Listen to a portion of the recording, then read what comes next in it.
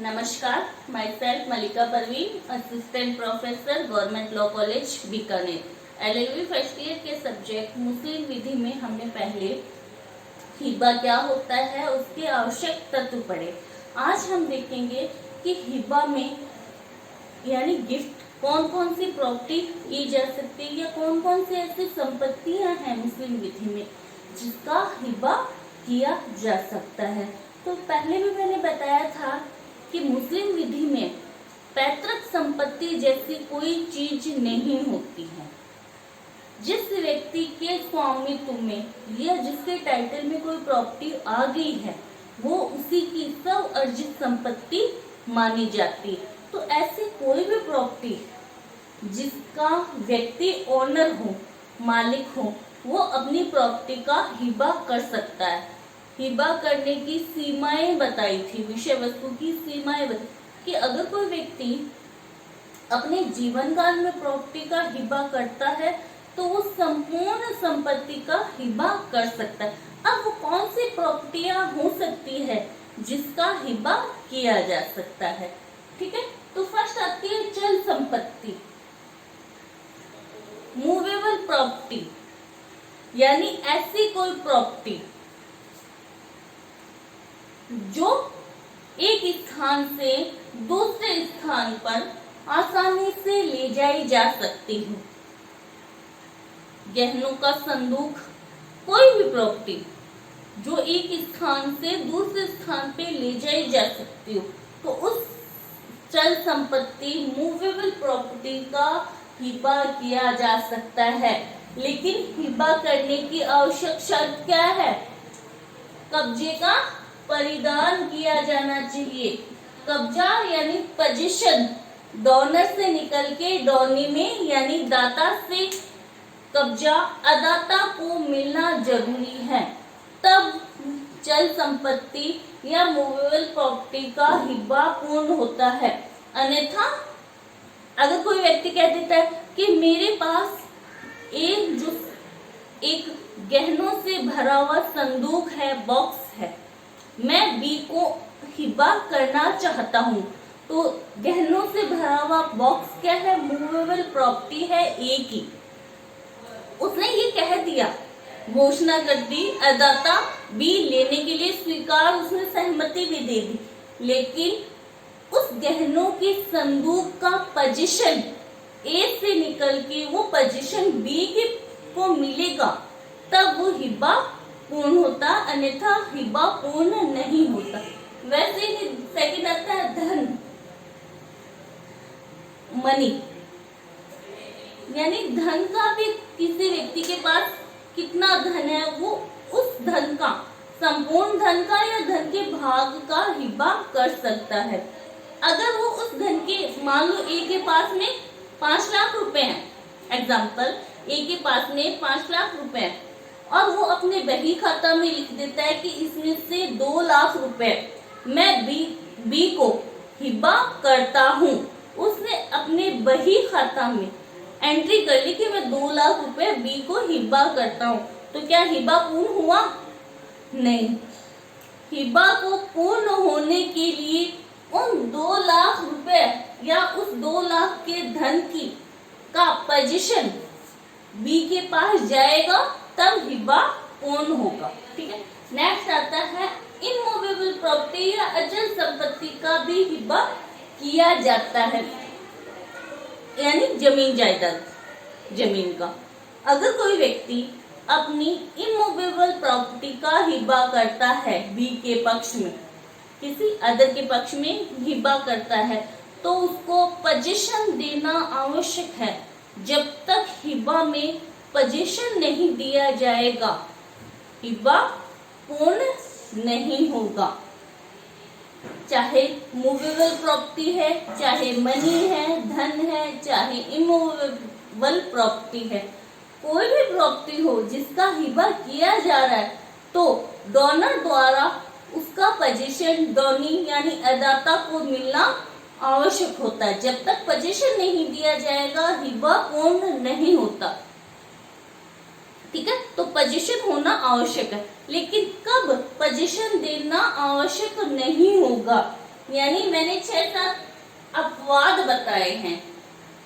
यहाँ पर दाता द्वारा अदाता को पोजीशन देने की आवश्यकता नहीं है। कब नहीं है? फर्स्ट आता है कि अगर कोई अदाता पागल है या अवयस्क है। मान लो ए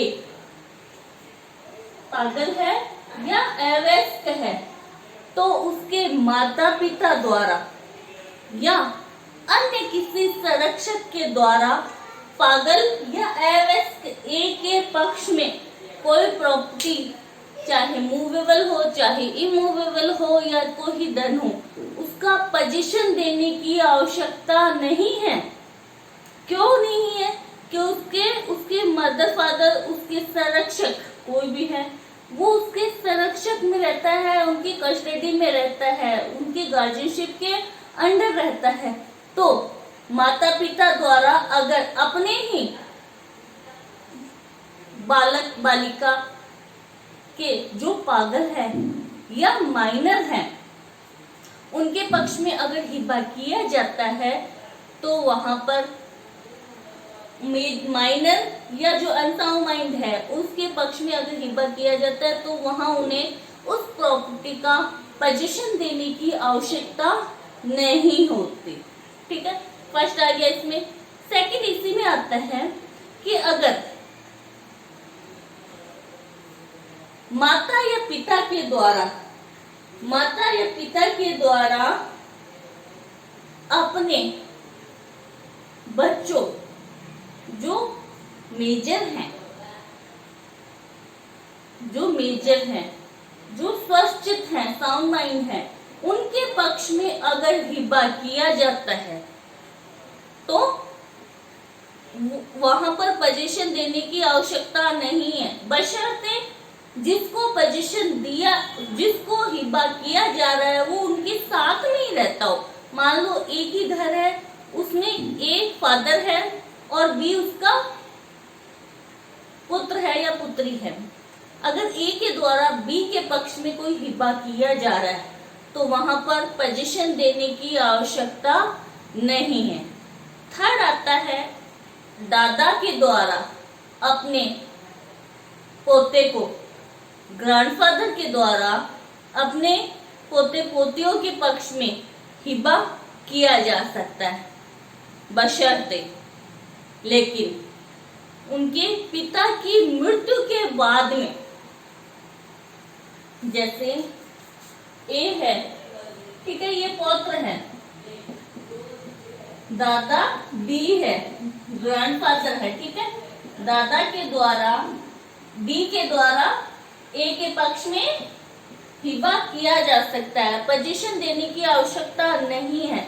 लेकिन ए के पिता सी की मृत्यु होना आवश्यक है। अगर सी जीवित है तो दादा के द्वारा अगर पुत्र को हिबा किया जाता है तो पोजीशन देना होगा। ठीक है, कि ग्रैंडफादर के द्वारा अपने ही पुत्र को हिबा किया जा सकता है, लेकिन उसके पुत्र की मृत्यु होगी तब वो अपने पोते या पोती के पक्ष में हिबा कर सकता है और उसमें पोजीशन देने की आवश्यकता नहीं होती है। ठीक है, तो ये इसमें अपवाद है। सेकंड आता है कि दाता और अदाता दोनों एक ही संपत्ति में निवास करते हो। जैसे ये प्रॉपर्टी है, दो माँ बेटियां हैं, ए और बी, माँ और बेटी हैं, दोनों ए और बी, ए माता है, बी बेटी है, दोनों एक ही घर में निवास कर रहे हैं। माँ अपने ही जीवन काल में इस घर का हिबा बी के पक्ष में कर देती है, तो क्या पोजीशन देना सिर्फ डॉक्यूमेंट में नाम दर्ज होना, हिबा की जो फॉर्मेलिटीज होती हैं वो पूर्ण होना ही आवश्यक है, यहाँ पोजीशन देने की आवश्यकता नहीं है, क्योंकि दाता, डोनर और डोनी, दाता और अदाता दोनों एक ही संपत्ति में निवास कर रहे हैं, वहां पोजीशन देने की आवश्यकता नहीं होती। नेक्स्ट आता है पति द्वारा पत्नी को या पत्नी द्वारा पति को, यानी हस्बैंड वाइफ द्वारा एक दूसरे को, चाहे हस्बैंड वाइफ को दे रहा है, चाहे वाइफ हस्बैंड के नाम अपनी संपत्ति का हिबा करती है, तो वहां प्रॉपर्टी का नामांतरण, म्यूचुएशन होना ही काफी है। वहां पोजीशन देने की आवश्यकता नहीं होती है। दोनों एक ही साथ में एक ही प्रॉपर्टी में रह रहे हैं या अलग अलग प्रॉपर्टियों में रह रहे हैं या किसी अदर प्रॉपर्टी का हिब्बा हस्बैंड द्वारा वाइफ के पक्ष में किया जा रहा है या वाइफ द्वारा हस्बैंड के पक्ष में किया जा रहा है, तो वहां पर संपत्ति का पोजीशन देना या संपत्ति का कब्जा देने की आवश्यकता नहीं है। नेक्स्ट आ रहा है कि जहां संपत्ति उपनिहिती, बंधकी या न्यासधारी यानी मॉर्गेजी के पास में, बैली के पास में या ट्रस्टी के पास में पहले से ही उसके पास में है और उसी के पक्ष में हिब्बा कर दिया जाता है, तो वहां पोजीशन देने की आवश्यकता ही नहीं होती है। एग्जाम्पल, एक ही प्रॉपर्टी है, एक ही प्रॉपर्टी है, ये वाली प्रॉपर्टी एक ही है, उसने बी के को बेलमेंट कर दिया इस प्रॉपर्टी का, बी क्या हो गया, बेली हो गया, या उसने इस प्रॉपर्टी को मॉर्गेज कर दिया तो बी क्या हो गया, मॉर्गेजी, या इस प्रॉपर्टी का ट्रस्ट कर दिया तो बी हो गया ट्रस्टी। तो इसका कब्जा पहले से ही किसके पास है, बी के पास है, चाहे वो बैली के रूप में हो, चाहे वो मॉर्गेजी के रूप में हो, चाहे वो ट्रस्टी के रूप में। अब अगर ए बी के पक्ष में इसी प्रॉपर्टी का हिब्बा करता है तो क्या पोजीशन देने की आवश्यकता होगी, नहीं होगी, क्योंकि पोजीशन पहले से ही ऑलरेडी बी के पास में है, तो वहां पे पोजीशन देने की आवश्यकता नहीं होगी।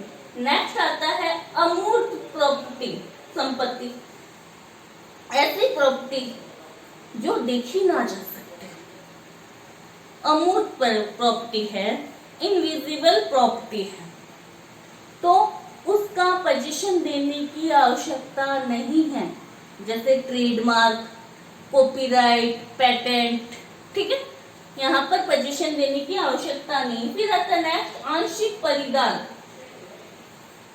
कोई प्रॉपर्टी ऐसी है जैसे ए की प्रॉपर्टी है, बी के पक्ष में उसने हिब्बा किया, ठीक है, पहले से बी उसके एक भाग में किराएदार के रूप में निवास कर रहा है, सिर्फ एक रूम किराएदार के रूप में उसने ले रखा है बी ने, और बाकी संपत्ति ए की है। अब वो सारी संपत्ति ए बी के पक्ष में हिब्बा कर देता है, तो आंशिक परिदान तो पहले से ही हुआ, यानी एक पार्ट का पोजीशन तो पहले से ही बी के पास में है, तो आंशिक परिदान या पार्ट का अंतरण कर दिया गया है, तो माना जाएगा, अनुमान, उपधारणा ये कर ली जाएगी कि संपूर्ण प्रॉपर्टी का पोजीशन बी के पास में चला गया है। नेक्स्ट आता है जमींदार के ग्राम, यानी गांवों में पहले क्या है, जमींदारी की गांव भी क्या है, जमींदारी के रूप में बटे हुए होते कि ये गांव, ये गांव, ये गांव इस जमींदार के नाम में है, तो वहां पर अगर कोई जमींदार अपने जमींदारी वाले गांव का दूसरे के पक्ष में हिब्बा करता है, तो वहां पर पोजीशन देने की आवश्यकता नहीं है, सिर्फ हक दस्तावेजों में या जो डॉक्यूमेंट्स होते हैं उसमें म्यूचुएशन या नामांतरण करवाना ही काफी है कि ये ए का जो जमींदारी का जो गांव था वो बी के पक्ष में हिब्बा किया जा रहा है, तो ये नामांतरण करवाना काफी है, वहां पर पोजीशन देने की आवश्यकता नहीं होती है। तो ये था कि कौन सी प्रॉपर्टी का हिब्बा किया जा सकता है, पोजीशन देना आवश्यक होता है, किन किन प्रॉपर्टियों, किन किन परिस्थितियों में ये कौन से अपवाद हैं जहां पर पोजीशन देने की आवश्यकता नहीं होती है। Thank you so much.